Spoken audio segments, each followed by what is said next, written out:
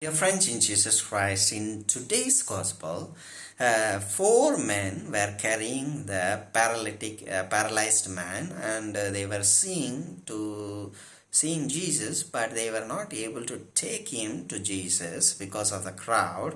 So they went to the roof and they lowered him with a bed straight away to Jesus. Straight away to Jesus. So therefore, Jesus began to look at their faith and said to the paralytic man, your sins are forgiven. So in those times, so those who were paralytic or those who had severe disease which could not be cured, so they consider themselves, or the society consider them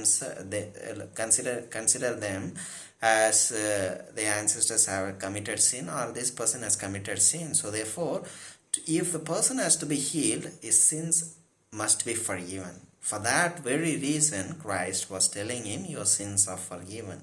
So therefore, the paralytic man, may have faith that he will surely get cured of the paralytic disease.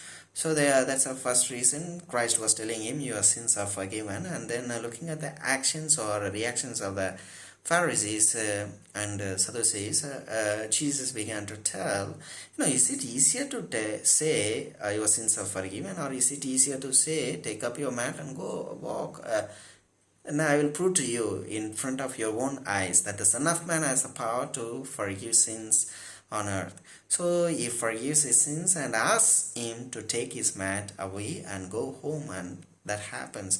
Looking at this, the whole people were astonished what was happening.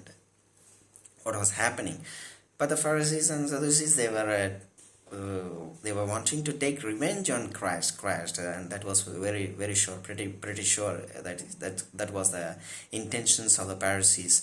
And look at the life of Jesus, because those men had faith, they brought this paralytic man to Jesus Christ. So in our life, dear friends, we also need certain people to take us to Christ.